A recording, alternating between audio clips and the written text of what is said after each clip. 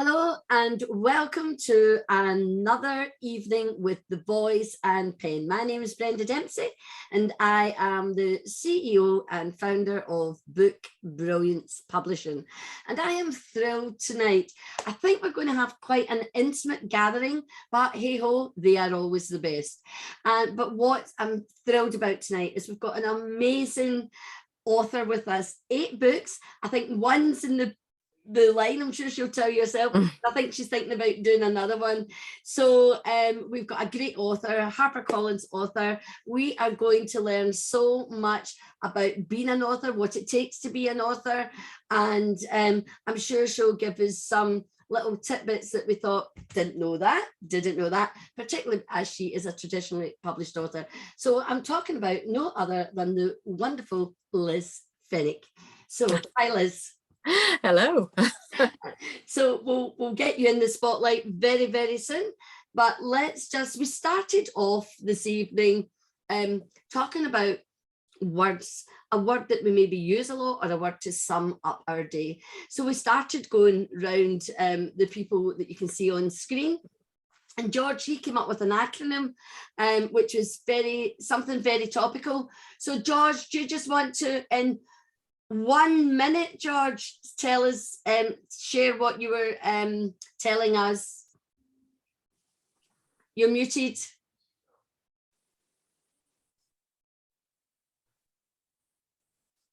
Sorry. Yeah, I was talking, Brenda, and everyone else, about violence against women and girls, VAWAG. It's very topical. It's at the highest levels in government at the moment. It's to do with these repeated and completely unacceptable attacks on women and young girls. It's to do with things like drink spiking and just things that need to be taken out of our society. I personally find it hugely exciting to be able to do something to take these people and put them in prison where they belong. Thank you, George. Very terse. I love it. You know, practicing that speaking. I love it. Okay. And then we came to Andrea. Andrea, what was the word or words, a little phrase that's helped you today? What was media folders, and to have everything in one, most of them in one place. And yeah, that was what I learned today. Yeah, absolutely. With the media, when you're an author, a speaker, a business owner, I call that an entrepreneur. It's about being ready, being prepared. Let's go back to the old Boy Scouts, Girl Guide days. I don't know if that's still politically correct, but it's from my era. So I think I need your disclaimer there, George, that we've got in the book. It's to show the era. And yeah, very important to have everything just at your fingertips, particularly when you're dealing with the media. And then, of course, our wonderful expert came in, Liz, and she followed up on the importance of being media ready, as I call it. So, Liz, do you just want to share a wee bit again about what you were telling us? Well, it was the whole touch it once aspect, because requests come in and normally the requests are very quick. So to have professional photographs or professional quality photographs that you have the copyright, that you can share, that you can allow magazines or blogs or whatever media that reaches you, that they can use freely, and having different biographies available that are more geared towards different things. For example, when it went wrong. I've recently been requested every couple of months on BBC Radio Devon on one of their talk shows. It's 10 o'clock in the morning. And of course, my bio on Twitter had said, at the time, expat expert, wife, mother of 3, dreamer turned doer, and novelist or something. And of course, for me, primarily novelist now is the big thing that I'm always promoting. And what did the radio presenter proceed to talk about when it was my moment to actually talk about me? It was about my expat experience. Well, I am technically still an expat because I'm an American living in the UK, but that was referring to all the different countries I lived in. And we came back to the UK permanently in 2015. So it was a real wake-up call to update and make sure that, although that's quite an interesting topic of conversation, it's not really what I want to talk about on my 3-minute opportunity in an hour-long program on BBC Devon. I want to talk about the books I'm writing, and particularly The River Between Us, which is in both Cornwall and Devon. So I changed my biography so that the next time I was on the radio program, they didn't focus on my expat experience.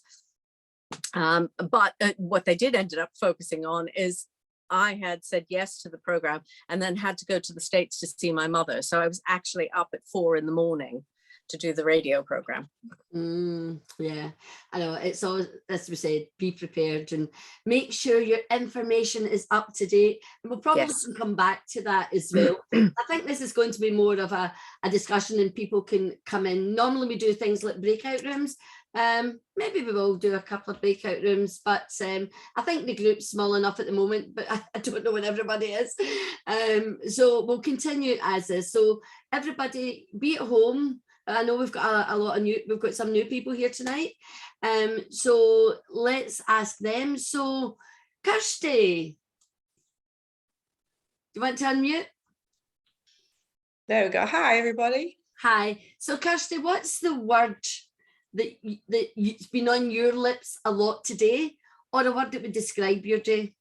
Oh, right. So obviously it's going to be a new word to everybody because it's a word that I've created for my next book, which is due to be launched in the next few weeks. So I've been heavily promoting today. I've been heavily promoting all week, all weekend, and it's Hullabazoodle. So it's a really fun word. It's a children's book, which is all about a mystical, magical zoo that in 1872, where the doodle bug is the protagonist, and he, with his magical pencil cane, draws in the air, a bit like if you imagine a sparkler. So the trail, the end trail of the sparkler, he draws a creature in the air that he hears, and he thinks that that's how they should look. So, for example, one that we will all know, and I'm from a horsing community, so I know this one very well, the horsefly. It is actually a horsefly. To him, he sees a horse and a fly. So what he doodles in the air is his version of a horsefly. And this is what lives at the Hullabazoodle. And there are 5 different creatures that live there: the wolf spider, the tiger moth, and so on and so on. And it's a magical, mystical tour. They all escape from their enclosures, and the children have to put them back in the correct pens. And there's all these visual clues and word clues that take the children on a magical, historical as well, because the lighting to it and everything that's around is of the period as well. So there's a big statue of Queen Victoria and so on and so forth. So there's a lot of information that is in there for the children to pick up on. And there's a fact-finding page at the end, or a factual page at the end, which shows them the drawing of a horsefly in the Hullabazoodle, but then what a horsefly really looks like, and just a little bit of information about them as well. Yeah. So Hullabazoodle is literally, I have said that at least 1,000 times in the past 4 days. Wonderful, wonderful. And does it have a meaning? Hullabazoodle is definitely meaning. So obviously it's from the word derived from hullabaloo, which is a commotion. We all know the word hullabaloo, and it's a great word. Because it's a zoo, we changed the loo to zoo, and then because there's a doodle in there as well, we put in the oodle at the end. So it literally formed Hullabazoodle, and I am from Hull, so it also generates where I am from. So it's a great collaboration of many words that mean great things. Yeah, that's a portmanteau, and Roald Dahl was an expert at portmanteau. Love Roald Dahl, it's my favourite. Absolutely, yeah, my favourite. Absolutely. So great inspiration, and boy, that is brilliant. And of course, kids just love that kind of magical play on words and very imaginative. So yeah, I think I need to see that to remember it, because my auditory memory is not good. What is it again? Hullabazoodle. Oh, Hullabazoodle. Okay. Love it, love it, love it. Yvonne. Hello. Hi, evening, Yvonne. So what word has been coming out your mouth quite a lot today, and we're keeping it clean, or a word that sums up your day? Confidence. Confidence. Not as interesting as Kirsty's, but confidence. And it's come about because I'm in the process of changing jobs, and I jumped ship with a company that I wasn't happy with. My golf has picked up, I think, with my confidence that's come with me, and the journey that I'm now on with Brenda. So confidence is my word of the day. Yeah, absolutely. And your confidence is grown with all those aha moments and insights as part of that author's journey that we have here at Brilliance Publishing. So, Zara, a word from you. Probably more than one word. It's probably, Brenda, can you send this? Brenda, can you do that?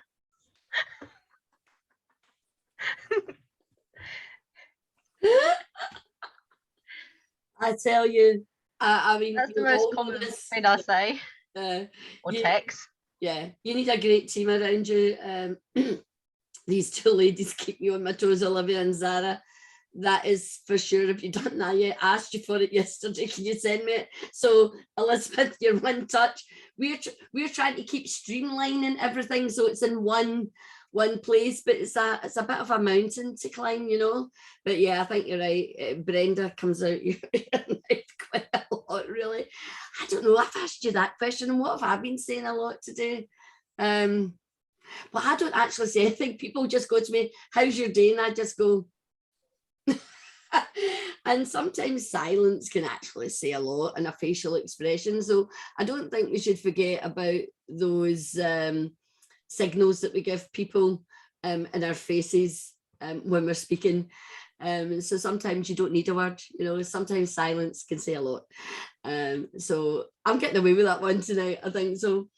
Okay, so that's brilliant. So I'm looking at the time already. So I think what we'll do now is, as I say, we're going to have more time. So that means we'll be able to speak more with Liz and hear more from her, because I think this is absolutely gold that Liz has given up her time to come here tonight to share her story, her passion, and what it takes to be an author. So Liz, are you happy just to speak, and then when you finish we can ask you questions and yeah, I just need you to guide me on what you want me to say, what part of my journey, what maybe, aspect. Yeah, okay, like maybe I'll just give a little prompt, then you can just go on and on and on for a few minutes. That's fine. and then, because I think it's important, because we're recording this as well, so I know there's a number of our authors who wanted to be here tonight, but they've got other commitments, so yep. And some are on holiday and different things, so I think it's very important that they hear from you. Yep. As I say, a bona fide author, not that we are not bona fide authors, but you know what I mean, an author who's been, it's your living, and you're very successful. You're nearly, are you writing your 10th book at the minute? No, the 9th book just went off to my editor. All right, on Wednesday. Okay. And I have submitted the synopsis for book 10. Yeah, I knew there was something like that happening. One was kind of getting towards the finish line. Right, the finish line. Yeah, I could get one like that. Another one was kind of like brewing, you know. So that's great. So therefore, I think as authors and new authors, we need to hear from people like you, because you're traditionally published. So can you tell us, talk about how you first got into writing and how you got your first traditional book deal? Okay, I'll go back right to the beginning. I'm an only child. And therefore I read a lot of books because my grandfather lived with us when I was growing up, and he loved poetry. And he also loved reading to me. And like most children, I had an imagination that would continue stories on. Once the story was finished, I'd want it to continue. So I continued it in my head. And I think many people lose that childhood imagination, that, you know, you watch children play and they take an empty loo roll tube and they take a wooden spoon, and suddenly they've created a whole world. And I think writers as such have never lost that ability to take a loo roll tube and a wooden spoon and create a story from it. So I have always wanted to be a writer. I did my degree in English literature, despite the fact that I'm dyslexic. And I focused on medieval studies and creative writing because I was in the States, I was allowed to do what they call minors. And that led me to write 3/4 of a novel for my senior thesis, which my professor gave me her agent's name to send the book off. I didn't. I was too afraid at that point to do so. Although I did write a book after I left university. I researched a history of a small island off of Cape Cod. So I was commissioned to do that and paid for it. Then I went on to find regular employment. It was years later I came back to writing, and I looked up the agents whose name I'd been given, and she was huge in New York. In fact, if you remember the book Angela's Ashes, she was his Frank McCourt's agent. And I thought, oh my God, what an opportunity I've missed. But when I look back to my 22-year-old self, I didn't have the life experience to write the books that I even then wanted to write. So I needed to go out and live. I also needed to learn how to take criticism. Because when my first book came out, almost coming up to the 10th anniversary of The Cornish House coming out, I was 49. If people didn't like the book, that didn't bother me at all. I was finally published, you know. And you know, the fact that somebody bought the book, read the book, and then gave me, you know, a 2-star review, that was absolutely fine. I was published. I had done it. And I got to that point by realizing I wanted to write fiction again. My husband had been in the oil and gas industry, and we'd lived all over the world, hence the expat expert. And I had written for a lot of company magazines about third culture children and traveling with families and all that aspect. In the New Year celebration, we were here in Cornwall in this house. We were sitting at the dining room table and we were talking about New Year's resolutions. And my godmother, may she rest in peace, my aunt, she had replied to the Christmas letter that I sent every year saying, when are you going to write again? And so that year I said for my New Year's resolution that I would write more. I didn't tell my family that I would write more fiction. I just said I would write more. And that year, we were transferred from Dubai back to London, but I managed to finish 50,000 words, Mills and Boon. And I had done the research. You know, I knew you needed to read them. I hadn't read them in years. So I went to the supermarket and I bought all of them and I read them and I wrote it and I finished it. And that was probably the biggest thing for me. And that whole experience was, despite the chaos of 3 young children and moving from Dubai to London, I finished a 50,000 word novel, which I had never done in my previous writing experience. When I had written 3/4 of a novel that my professor had told me to send off, it was 3/4 of a novel. It was not a finished novel. I had a friend proofread it. I sent it off and I got a computer rejection. Best thing that ever happened to me. It's the only computer rejection I got. And that helped me to find the Romantic Novelists Association. And through their new writer scheme, where a published author reads, you have to submit a book every year. I sent that book in, and the person, to this day, I don't know who it is, wrote back to me and, you know, gave me a report on the book. And she said, you can write, but you need to think about where your voice fits. It doesn't fit in a modern Mills and Boon. And so the next few years, I was writing a new book every year, rewriting the previous book with all the things I'd learned from writing a new book. And in that process, trying to find where my voice fit as a writer. And I think that's one of the elusive things. And it's also one of the things that helps sell books is your writer's voice. Some people, I have a girlfriend who has her voice before she has her story. She's just got such a compelling voice as a writer, but yet she struggles to find the story. I had the stories, but I struggled to find my voice. So that was in 2005 to join the RNA. And I was writing a new book every year, as I say, and revising the previous books. And finally, I went to the York Festival of Writing, the first one that they ran. And that was in 2010. And I was on the verge of giving up. I thought I wouldn't stop writing, but I'd stop trying for publication, because I would get to the point, thanks to the RNA, I was well networked. I knew a lot of editors and a lot of agents, and I had nothing to sell because I hadn't found my voice as such. And this was at the point where my voice, I was beginning to understand where my voice actually fit, because I'm quite a happy, positive person. And so therefore, I thought naturally my voice would fit the romance genre. It's actually quite a bit darker than that. And so I was at this writers conference, and I was pitching to 2 agents while I was there, one of which I knew I had met before. We'd spent the whole weekend together. And then I pitched to her, and she gave me her thoughts on the book and what she felt didn't work and so forth.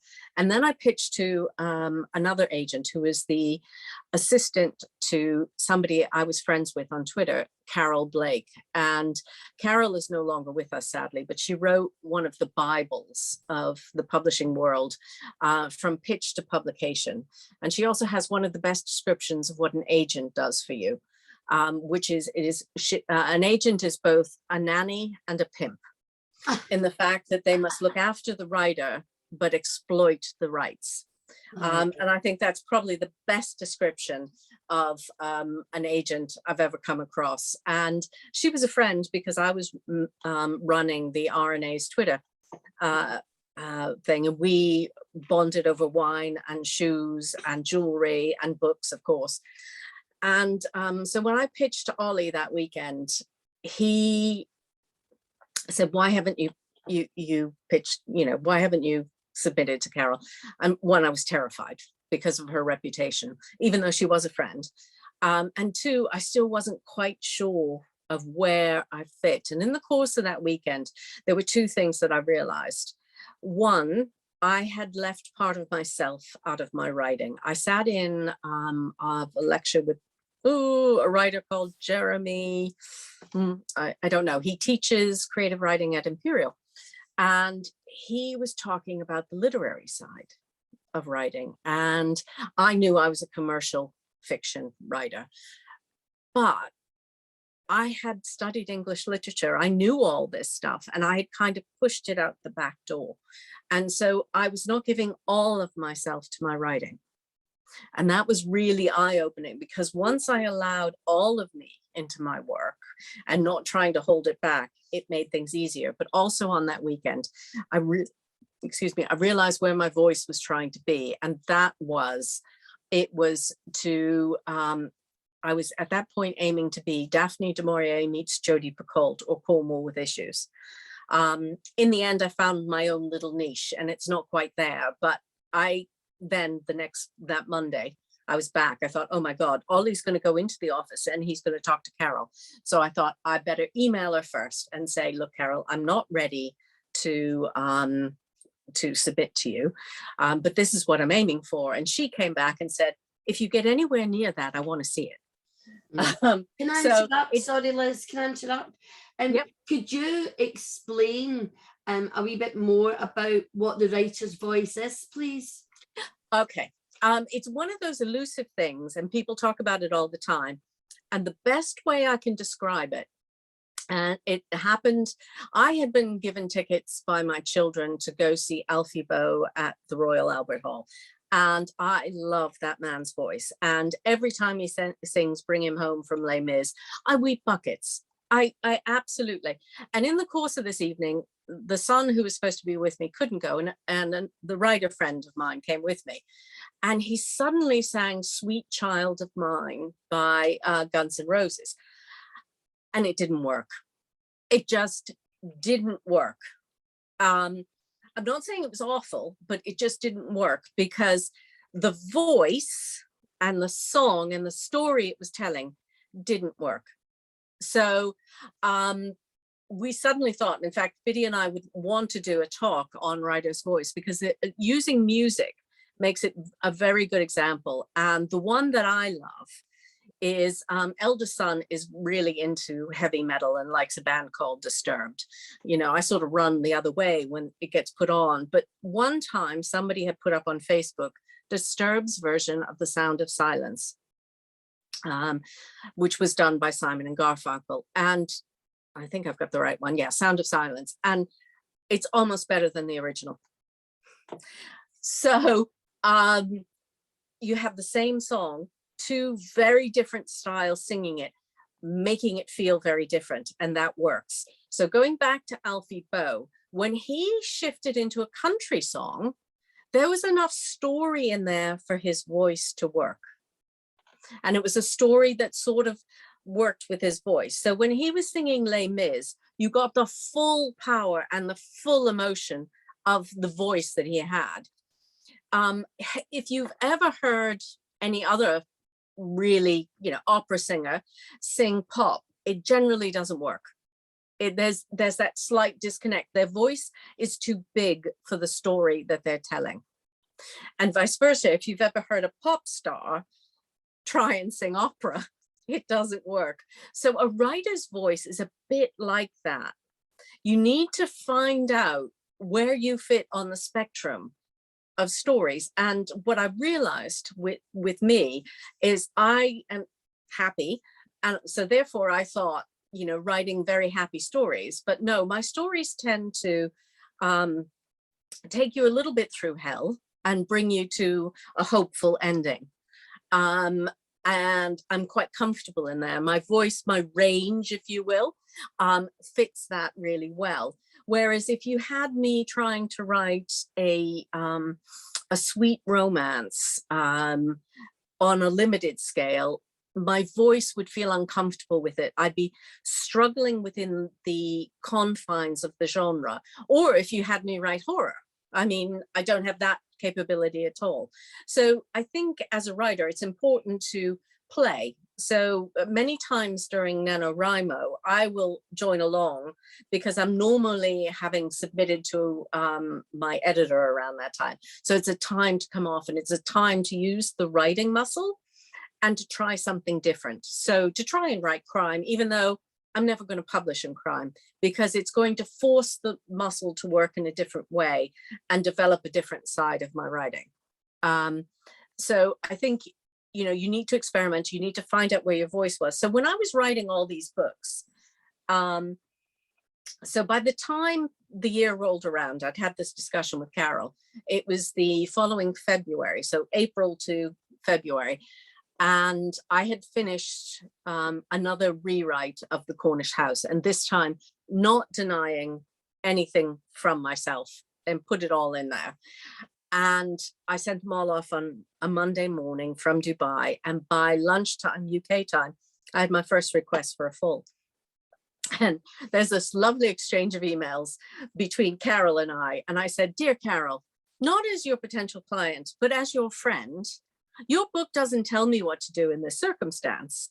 And she said, "As your friend," and the email exchange went back and forth. She said, "You notify everybody else." And by the end of the week, on the Saturday morning, she had called me and said she wanted to represent me. And I had 2 other offers of representation as well. So I had a choice of which agent to take, which in itself presents problems because you're the whole time you're in the search for agents, you're thinking any agent will do. Well, that's really not the case because as a writer, you have different needs. So you need to look at who you are as a writer and what you need. Some people need business only, some people need editorial, some need a combination of the two, some want to keep it business, other people want friends, and every agent works differently. So in the end, I got my dream agent with Carol, and she gave me some edits to do on The Cornish House, and it was just before London Book Fair, and before the fair started, I had my first deal, which was it had sold to the Netherlands. And I remember I was with my parents in the States at the time. It was St. Patrick's Day, very good day for me with the Irish background. And my husband laughed because the advance amount was 750 euros. And he said, "Well, that's a good lunch in Paris." And I said, true, but it's sold. And he said, I think I'm going to get a map of Europe and let's see how we go on this. It was sent out to 12 editors in the UK. Many didn't respond. A few had just bought similar works. Only one actually made an offer. But in Germany, it went to auction. And I received more for one book in Germany than I did for the 2-book deal I accepted in the UK. And that was the beginning of my career. Fantastic. So I think we've been sitting listening, and it's the thing is, no wonder you're a great novelist, because I could sit and listen to you all the time, as we already you know, we discovered that at the London Book Fair. But I think I'd like to we've got loads of authors here who are really wanting that success, you know. So I think we could maybe get them based on what you've been saying. Has anybody got a question for Liz that might help them with their writing or expand on what she's been saying? Sorry. Don't be shy now, because I know you're not all shy. It's funny, isn't it, when you get people in one-to-one, don't stop talking, and a couple of people, great. As soon as there's more about 3 people. Kirsty, I'd like to bring you in. Hello. Hi. Hello. I don't know what happened there. Yeah. Kirsty self-published your first book, didn't you, Kirsty? Did. Book. Is there anything that Liz has been saying that you think, aha, or you want to ask her more? Literally everything. I was in awe. Absolutely in awe. I've dreamed of becoming an author for 40 years, and to actually speak to a real author is I'm a little bit starstruck. I know that sounds a little bit grovelly. But you are a real author. I am a real author, and I think I have to keep reminding me, I'm actually an award-winning author as well, I'll have you know, so hurrah. For me, I was petrified when I wrote Santa's Lost Buttons. It was a story that I'd had in my mind for years. And I created a button and manufactured a Santa's button to go with it. And it's been amazing. It's absolutely taken off. But I didn't dare whatsoever to send, I didn't even think of going down the traditional route, because I didn't have an author background. I didn't go to university, but I can write. I love writing. And as soon as I picked a really good editor to make sure before it went anywhere. I had I literally searched high and low for the best editor, did my background checks on her as well, and she's amazing, she's phenomenal. And she's very straight talking, which I loved. Yeah, you know, and if there were my first edits that came back should have scared me off to death, but she said there's a story here, absolutely. But where are you going with it? There's 3 different directions. So let's split it all down. You've actually got a series that can come off the back of this. And this is what I would do. That to me was amazing. And I loved it. And she even said, we should really start pitching this. It's a great story. You've got something very unique, so on and so forth. For me, I lacked the confidence then, of course, because I just didn't believe I had imposter syndrome. It was a major thing. It was a major thing for me. It was no, because I haven't been to university. They'll laugh at me. So I haven't gone down that route. And now I'm being told, you may know otherwise to this, and Brenda certainly will. Now that it is published and it's out there and it's really taking the UK by storm, and it's actually gone to America and Canada as well, with people paying a fortune to get it delivered there. I'm having great trouble because it comes with a button. It has to come with the button. It's finding now, because it's published, that maybe agents or public houses will not take it on because it's already out there, or it's a case of manufacturing the button and the book together. So I struggle to find if a publishing house and agent would take it on, because I'm often told, now that you've self-published, forget it, the won't touch you. No, I don't think that's the case at all anymore. I think, you know, if we went back 10 years, absolutely. There are certain considerations you need to take in. First of all, they will be interested in that book, but they're more interested in the books coming forward. Yes. Okay. So I think that is one of the key things I've learned, is when a publisher takes you on, they need to know that there's more books. Because one book is not a career-making decision. Okay, so and the stigmatism of self-publishing has radically disappeared. So, you know, I self-published my whole backlist in the US and Canada because Carol had held on to those rights. And I make a very nice sum every month from those 6 books and a novella, doing not that much on the way of promotion or anything else. So what I'd say to you is, you've got substantial sales data, which is gold dust for a publisher. And if you've got your new idea that is as clever, because it's obviously a very clever idea, they would buy the new one and possibly buy the old one as well.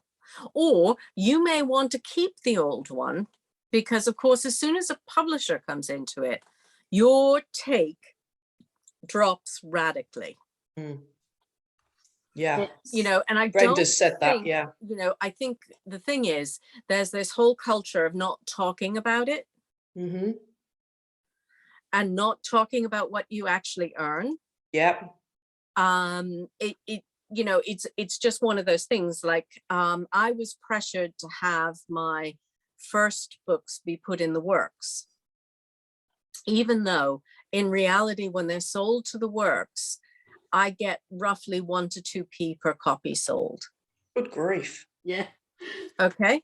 I now won't have books put in the works. Yeah, I don't blame you. I don't think I will. Yeah. You know, Definitely not.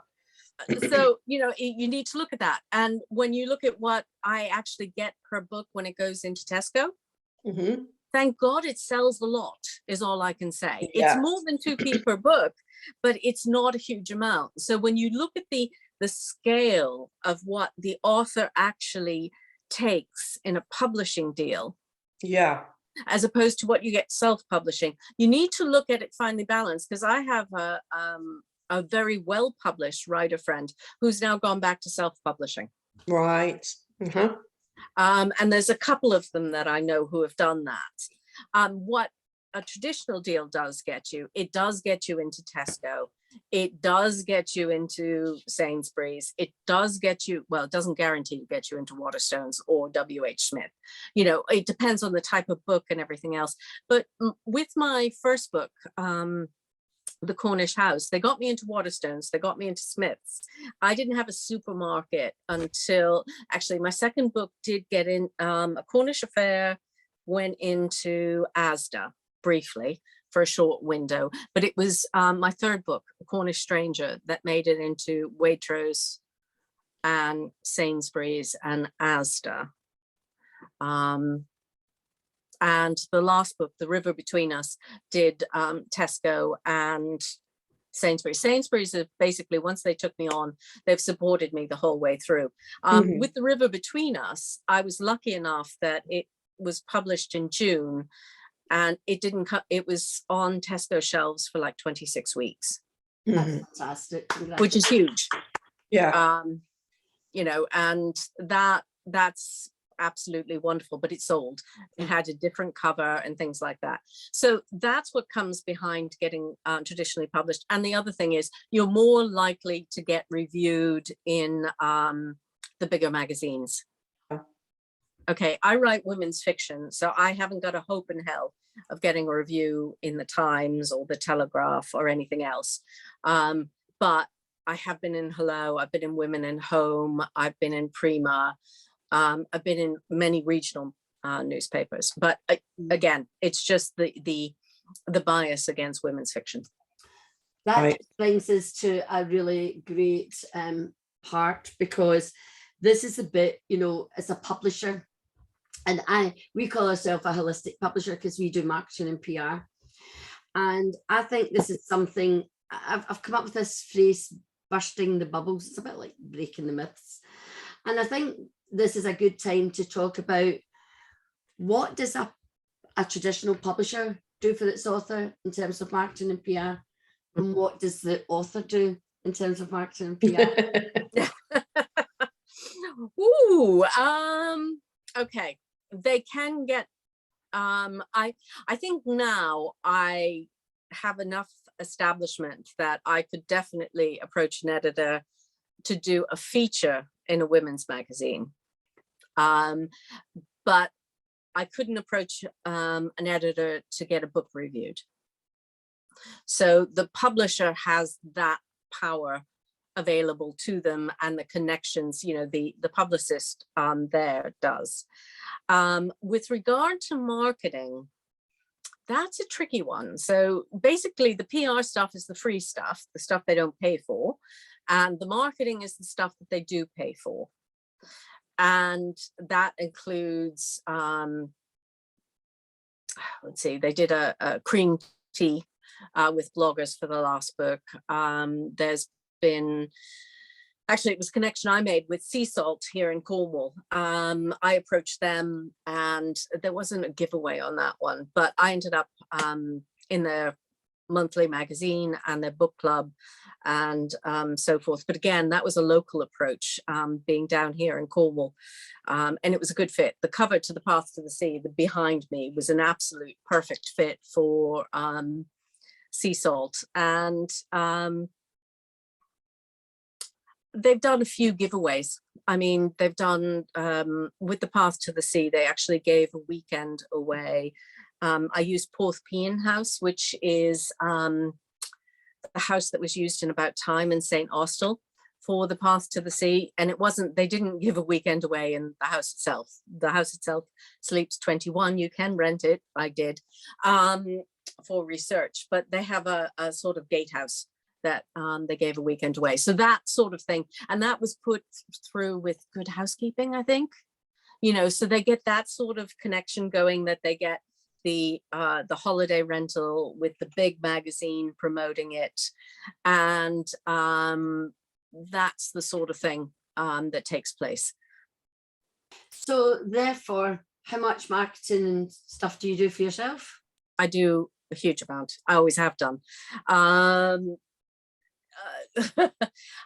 sing, I dance. I have a very good relationship with many independent book sellers. In fact, I normally, initially my publisher did this for me. They don't anymore. They would take a copy of my book, they would Christmasize it, and I would send out Christmas cards to independent booksellers and the top Waterstones. I now don't get that support. And I don't have access to the cover. That's not my right to manipulate it. So I paint. So the past couple of years, I have painted a Christmas scene, made the cards, sent them out, just so that they know my name. What I will tend to do on the back is put images of my covers and my website.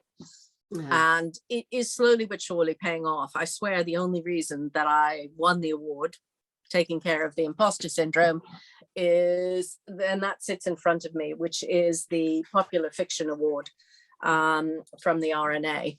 I have that sitting in front of me, along with the stack of my books in English and a selection of my foreign translations. Oh yeah, so let's move on to that. So I think the point here is that, as you know, when we first met with you at the London Book Fair, Tammy, our illustrator, she thought that the traditional publishers did everything and authors just sat back. And that was the whole gambit, because that's exactly what you did when she was talking. You just laughed and you were shaking your head, you know. And I think it's really important that authors hear this, you know, because a book's only as successful as you're visible, you get reviews for your book, and you network like hell and make connections and build relationships. Would you like to add something to that? You know, the fact is, when the Cornish House came out, I was so excited. We have a little dory, and we live near the Helford River, and we'd taken it around to Falmouth, and we were doing things. And I went into Falmouth booksellers, and I thought, I'm going to have to do this. I'm going to have to forget that I am Liz Fenwick, you know, mum of 3, and I'm just going to have to look to me as Liz Fenwick, author.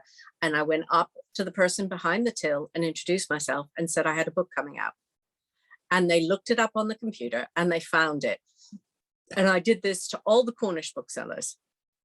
And the Waterstones here in Truro has sold an obscene number of the Cornish House. Out of, you know, one store, they've sold thousands of copies of that book, and they continue to sell all my books. And of course there was bribery involved, because I would always come in to sign stock, and when I'd come in to sign stock, I'd come in with homemade brownies or some other delectable thing, and it builds up a really good relationship.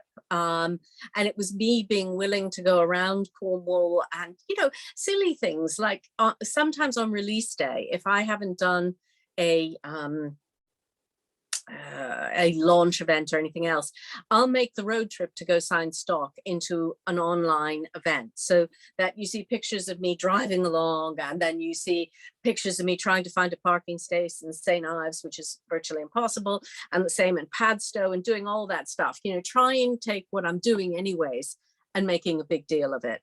And then little things, I've had huge success on Facebook without paying for it, for Mother's Day things. I mean, it's kind of a natural fit, my work and Mother's Day. So one year I gave, actually it's this one, I'm gonna go lower here.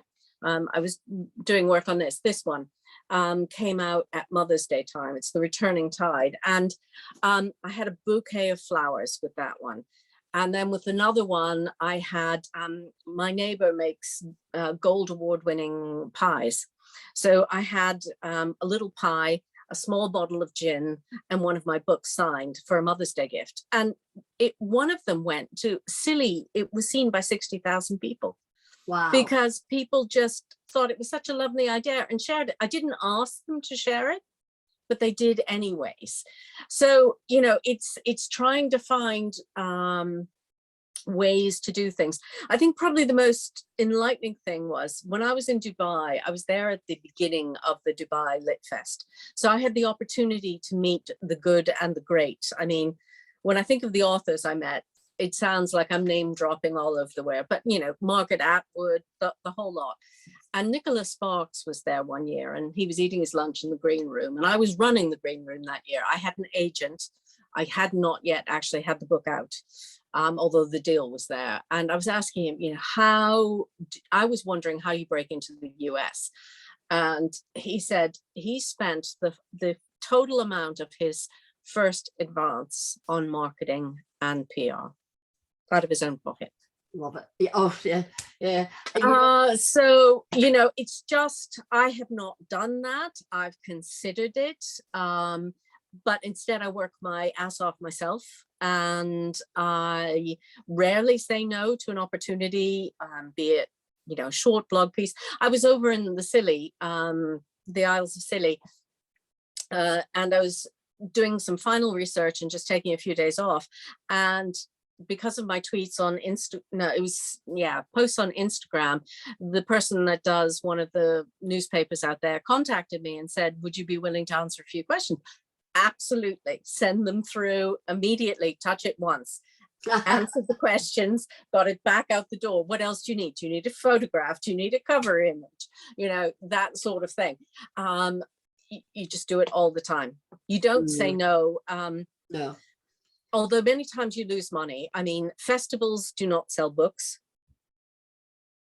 But it is a nice thing to be able to shout out about on social media.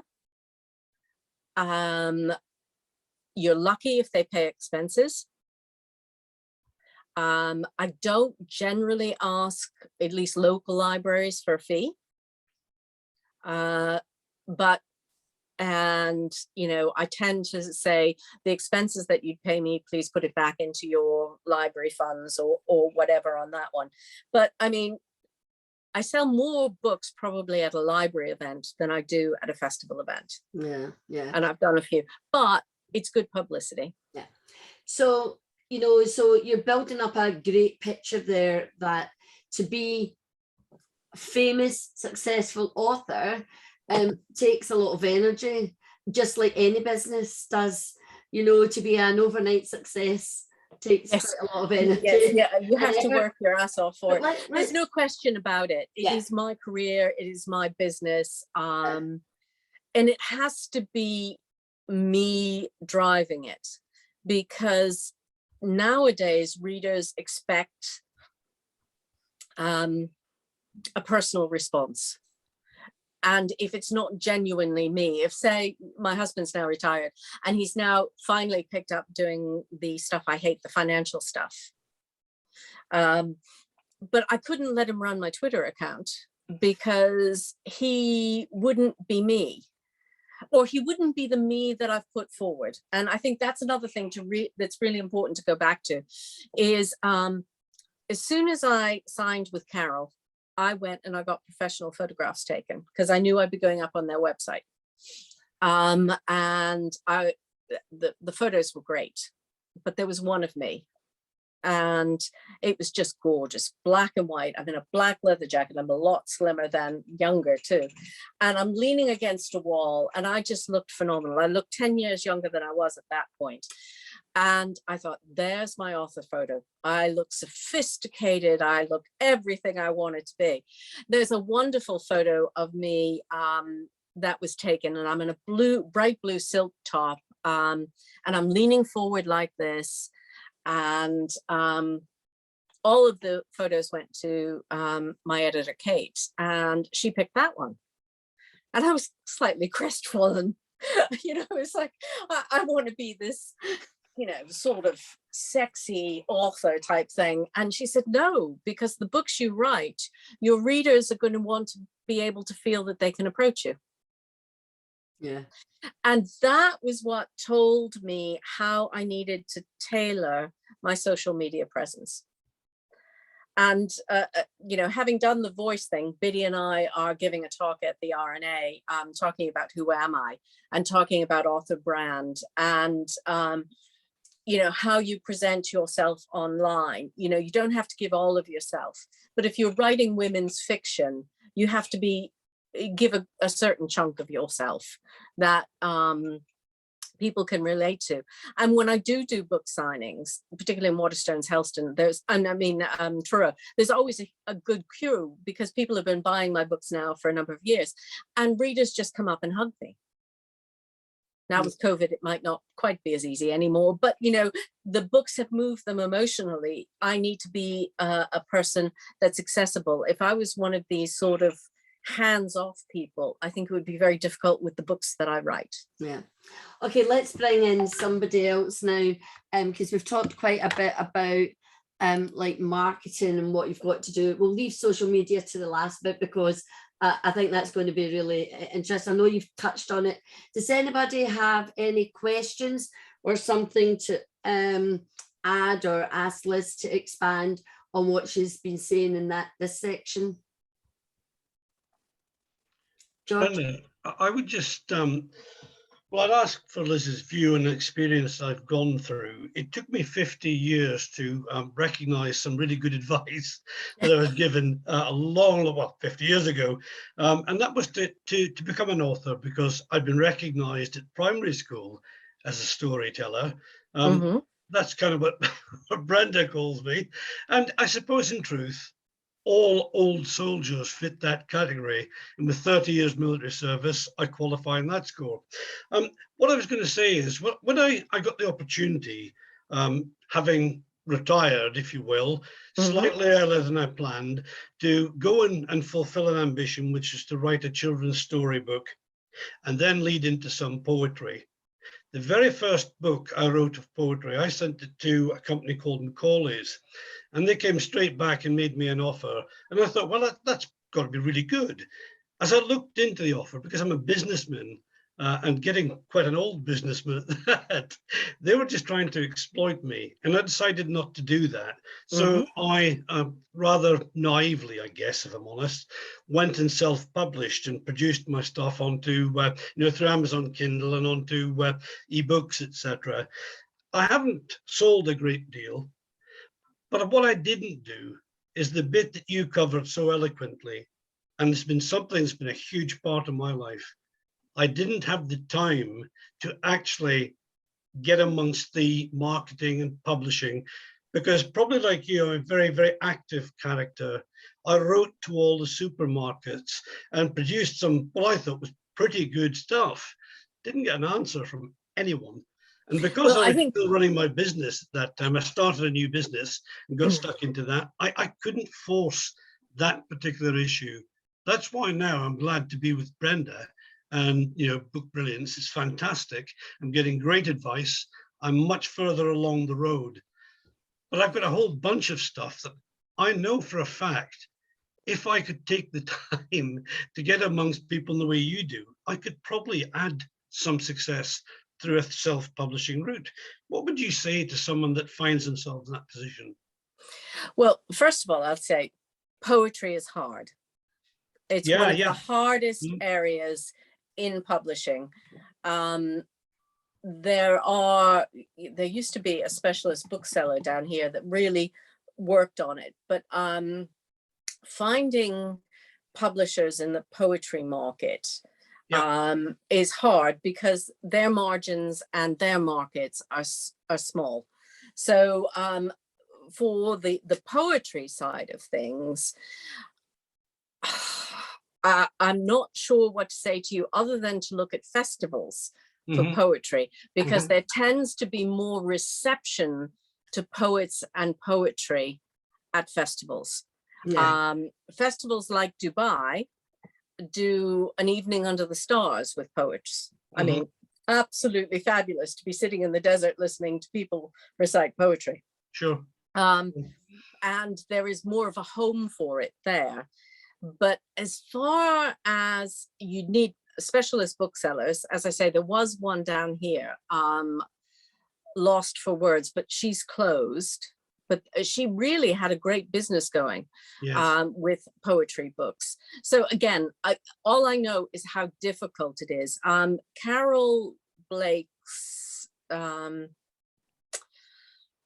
Isabel, I can't think of her last name. If you look at Blake Friedman, the person that's the managing director, Isabel, she's a poet as well. And you know, if you're looking towards publisher, look at who publishes her work, because here's one of the top agents in the UK, and she's a poet as well. Who publishes her work? Where does it go to? Where does she get traction? You know, look at other poets and see what festivals are they at? What bookstores do you see them in? Because certain independent bookstores do specialize in it. So that's what I'd say to you on that. The other thing I'd say is, and it's not going to be a popular thing to say, is very few people I know, there are some who carry it off. If you spread yourself too thin between poetry and children's books and say you pick up crime or, you know, military thrillers, you're almost spreading yourself too thin. I set a brand for myself that I was writing in Cornwall, which made my marketing, my social media and everything else. So if you look at me, there is a strand going through, sorry, I'm jumping to the social media now, but there is a strand going through my social media that's quite consistent, and that is Cornwall.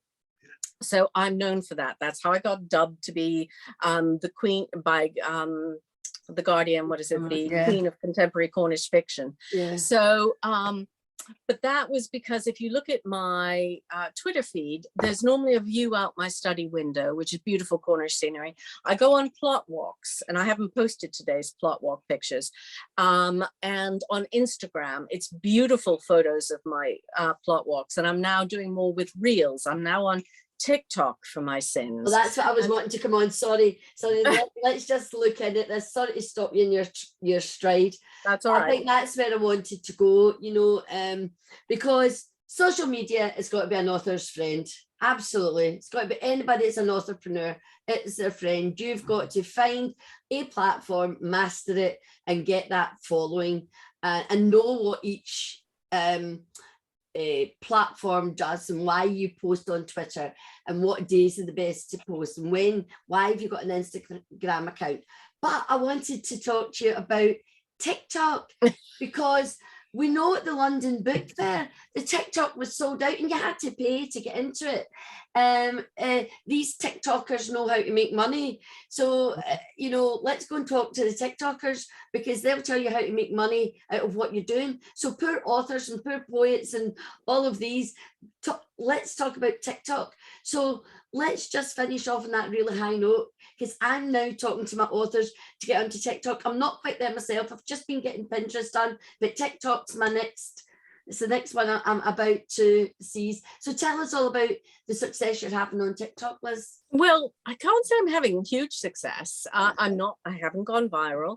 I have just over 1,000 followers. One of my videos recently has gone to 2,500. Interestingly, it was the view out my study window that did. But what I have noticed, and this is the one thing I can't quite quantify. So as I said, I self-published my backlist just on ebook. I didn't do physical books in the US and Canada because my 2 books with HarperCollins, as opposed to the ones that were with Orion, they're published in the US. And I thought, well, if HarperCollins is throwing some money behind those, I might as well have my backlist out there. They haven't thrown any money behind those, but they have had 1 or 2 book clubs in the US. That's it. So I got my backlist titles up. My husband did that. That was one thing he did for me. He was retired. He could spend the time converting the files and doing all that rigmarole. And I was earning 50 to 100 pounds a month on the backlist. You know, hey, it's better than a kick in the teeth, sort of thing. And then suddenly and I had then risen to about, slowly over the summer, it kind of grew after they had done a book bub on the river between us, to about 300 pounds a month. And I thought, hey, this is, beginning to sound like it's okay. And then I went on to TikTok in October. And next thing you know, I'm now earning 600 to 700 quid a month on my backlist with doing no advertising. So it's not coming from anywhere else. I'm not doing any of the other things. I'm just on TikTok. And I'm not, and the thing about TikTok is, as you see me here now, I'm not trying to be beautiful, perfect, any of that. It's just very real. So the one that's doing really well right now is my office right now is absolute chaos, having finished an edit of a book. I'm just going to turn this around so you can see that pile. Those were the research books for the last thing. So I can now see part of the floor, the carpet underneath.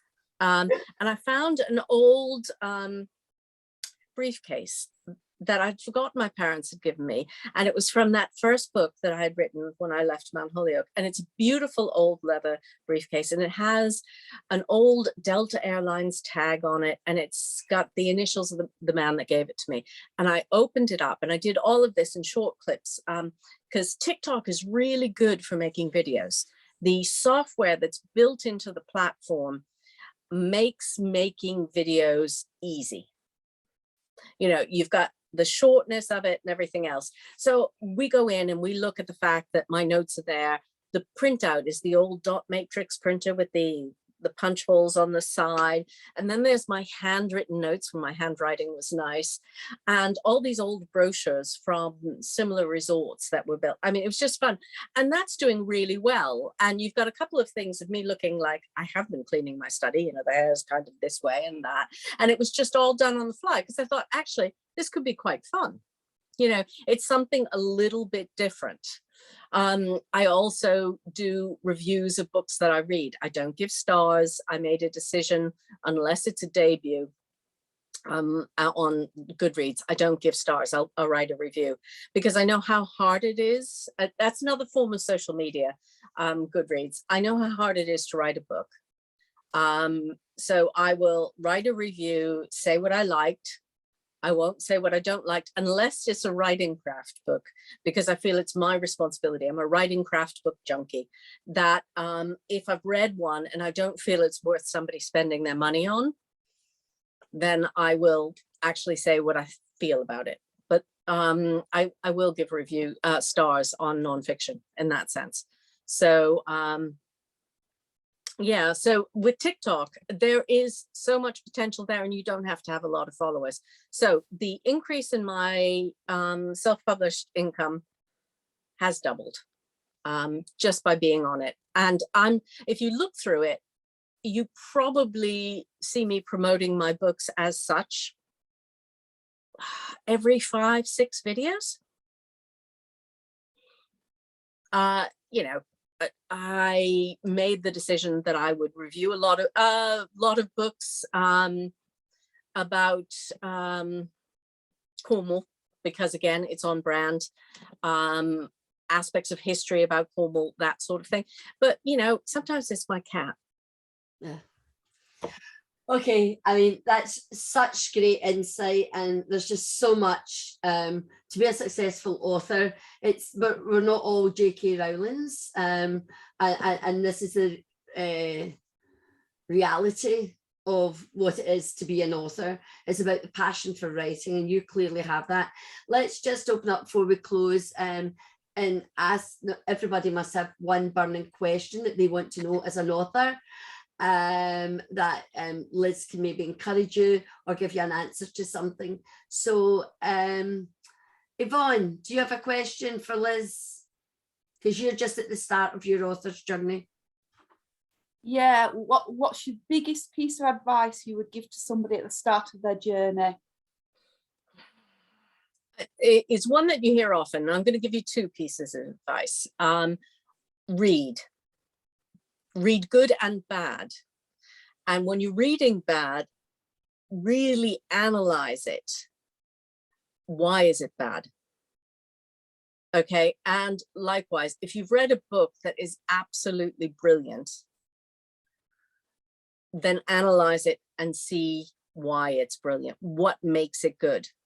You need to read the good and the bad, and particularly in the genre that you want to write in, the area that you want to write in. The problem is I won't get to the bottom of page 1 if it's bad. Force yourself to read it, because it's really important when you train your eye. It ruins your reading completely, because it's a rare gift when I pick up a book and I don't see the scaffolding. Yeah. Because now I know the scaffolding and I know the work that goes in behind a book, but I still can pick up a book and within 1 page, if a writer's got me, that's a joy. That's a real joy. But you learn as much from the bad books as you do from the good books. The other thing I would say is listen to your books. As a dyslexic, it's vitally important for me. I have the computer read the books back to me. It's part of my editing process, but I would recommend that everybody does it, because first of all, when it's being read to you by your computer, there's no emotion.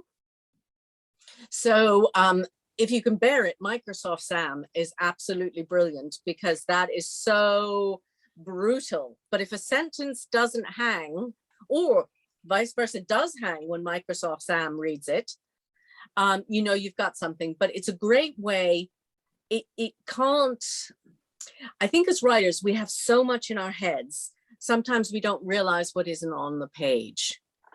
And as a traditionally published author, I many times have really tight deadlines. And, you know, ideally you need to put your book away for a month or 2 if you can. I'm lucky if I can get a weekend sometimes on a turnaround. And one of the ways to get that distance is to listen to it, because it's not the same. It's not your book because somebody else is reading it. I know a lot of authors read it aloud themselves, and that's great. But I'd also say have the computer read it to you, because it just gives you distance. It's not your book. It's whoever's reading it, you know, that sort of thing. So the problem is when you read, you read in your own tone and your own dialect. Yeah. So but I presume by doing what you're saying, that takes some of the emotion away from it, from how you perceive it to read. If the prose stands with somebody as bland as Microsoft Sam, but they have much better narrators now, but even them, then you know you're onto something. And it also prepares you if you have an audiobook made, because it's frightening when you listen to your work being read by somebody else. I mean, it seriously is. Sometimes it's good, sometimes it's bad. But, you know, you hear all the mistakes.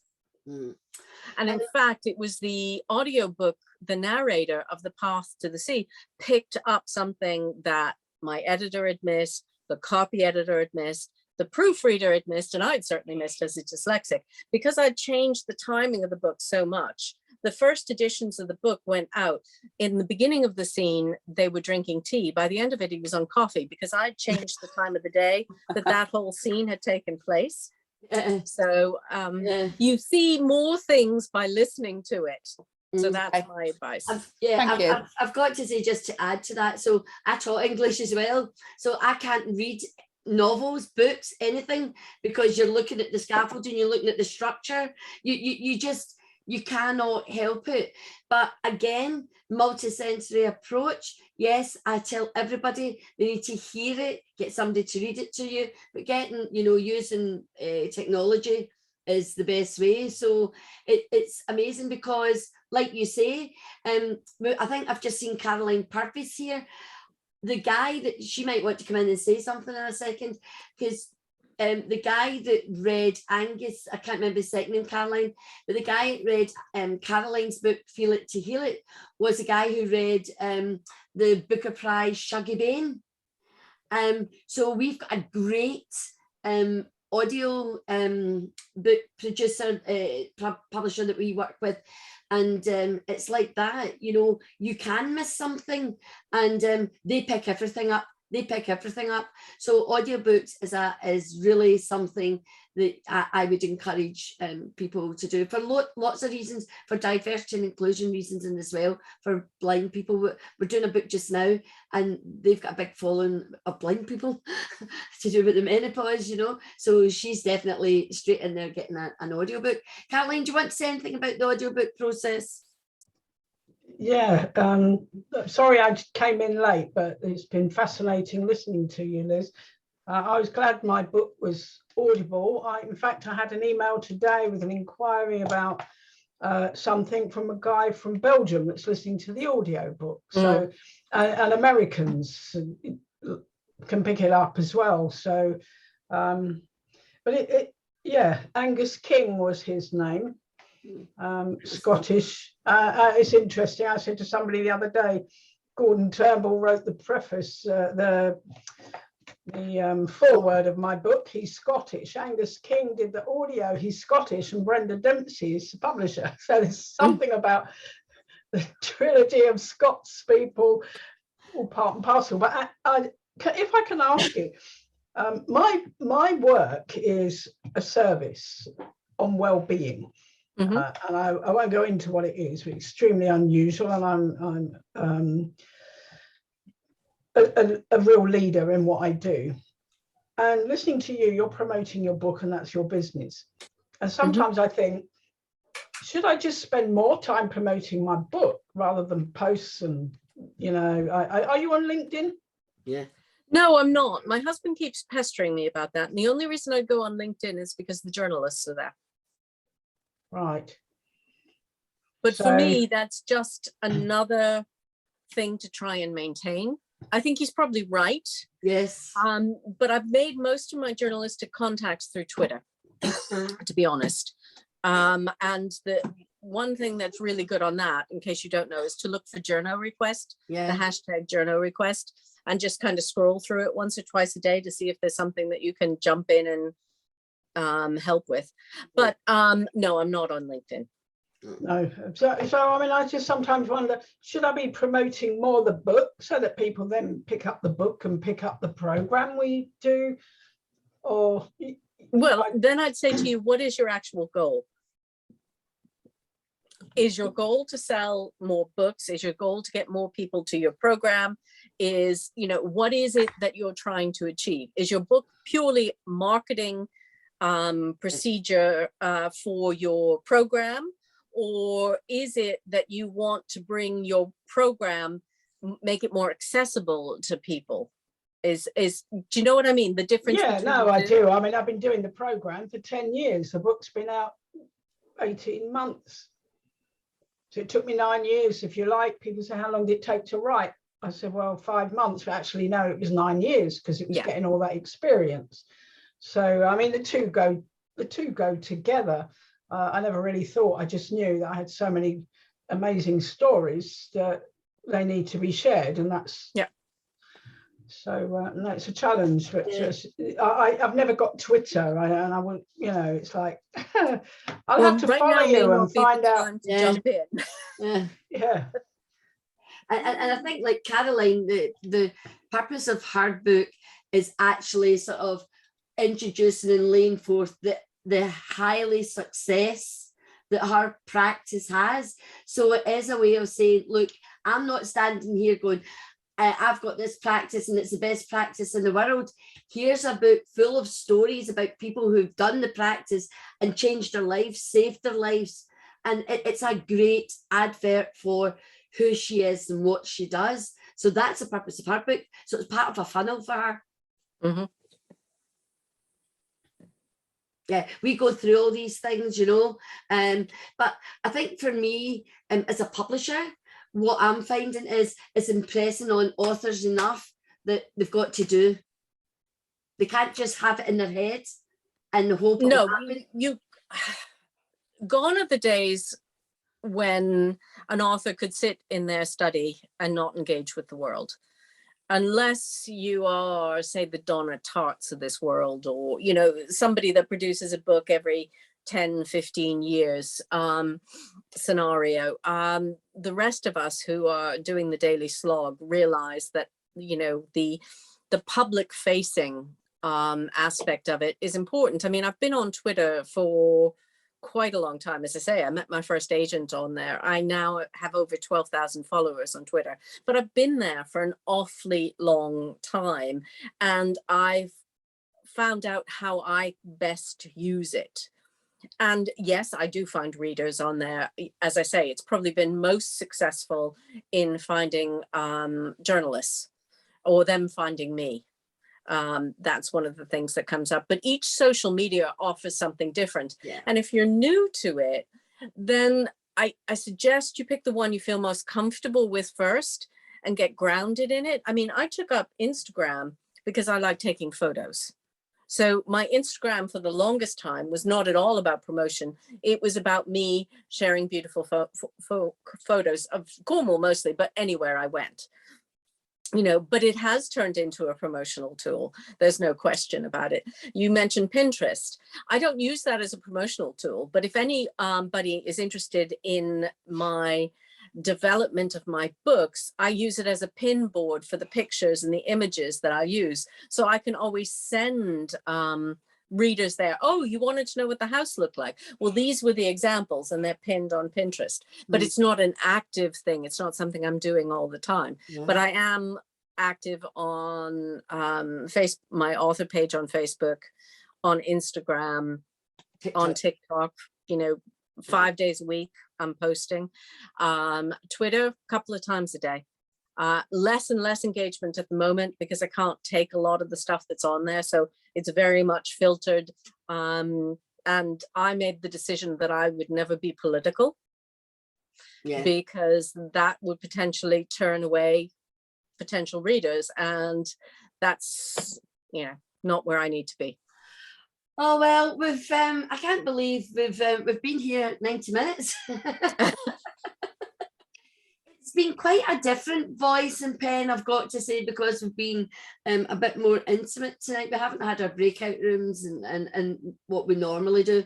But I thought to have someone like you, Liz, come along to Voice and Pen and share such experience, your story, your wisdom, you're just amazing. And I tell you what I love about you, and I know the team will be saying the same.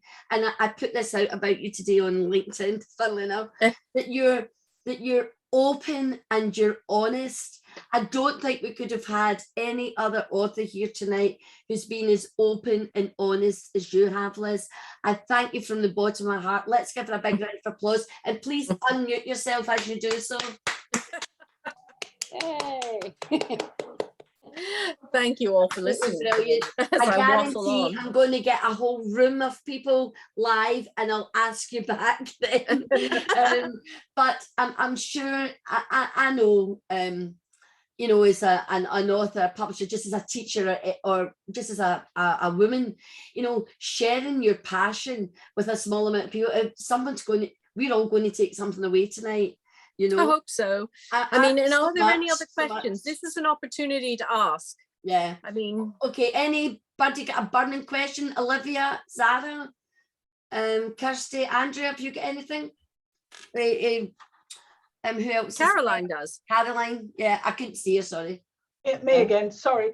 I kind of caught the tail end, but getting a book into a supermarket or that, did you say it was better from the publisher? And the same with getting somebody to review it.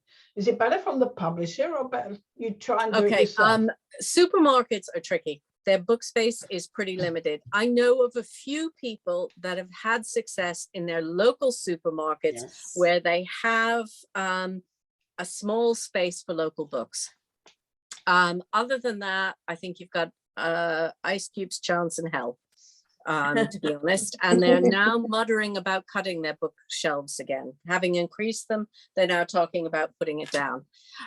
With regard to magazines, on the non-fiction front, I think it's a different ballpark than the fiction.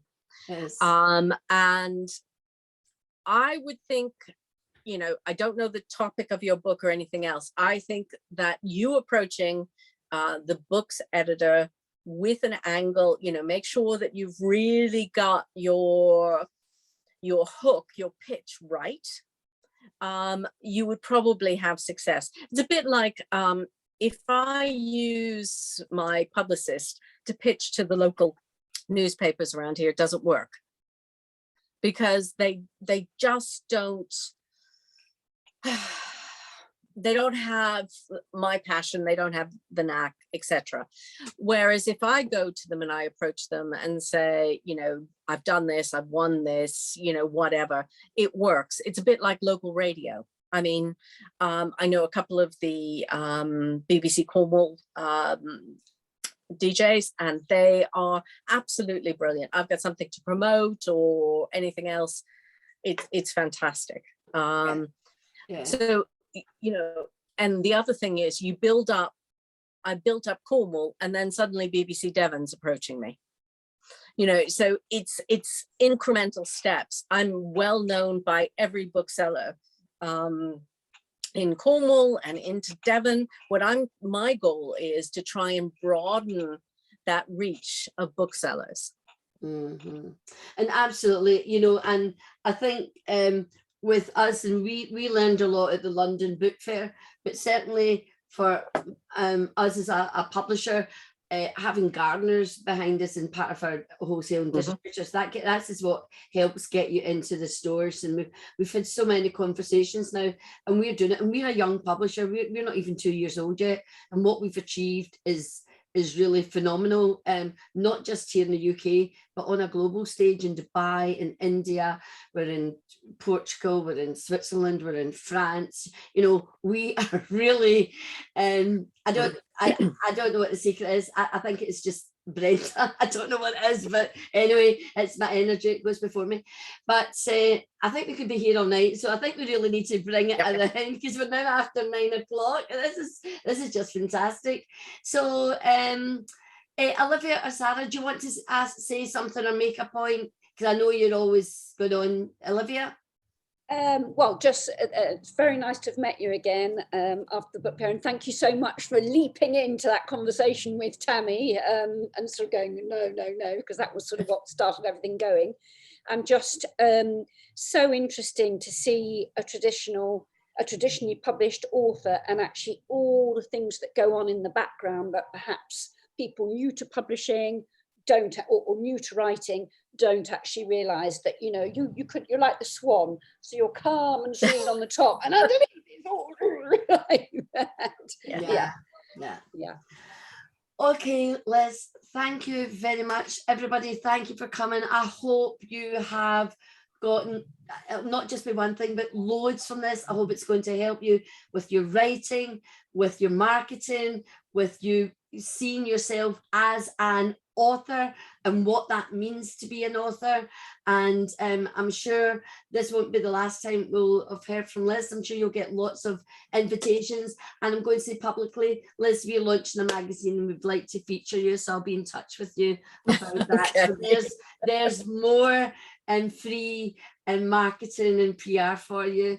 So and that will be going worldwide. So absolutely, just to let you know, as a way of saying thank you. So we'll be in touch about an article and feature you in our magazine. And of course it's called Brilliance, because we're all brilliant, you know. So everybody, thanks very much. I think I really need to go now. I'll stop recording, and we'll see you next time, which is in a month's time. When is it, Olivia? The next voice and pen is, we spoke about it today, Zara, didn't we? Just 1 second. Sorry. It's you know, I always ask you. I know. It's June the 26th or something. Yeah, on the 26th of May is Awaken Your Voice. Yeah, 26th of May, Awaken Your Voice. 28th of June, which is a Tuesday, it's voice and pen. And for those of you, so if you want to know what the difference is, Voice and Pen is about entrepreneurship mainly. Awaken Your Voice is still a bit about entrepreneurship, but it's got a big focus on diversity and inclusion, very close to our hearts here at BBP. So if you are about on the 26th of May, we would love to see you then. So until next time, this is Brenda saying, be brilliant, much love, and to the pep. Bye. Bye. Bye.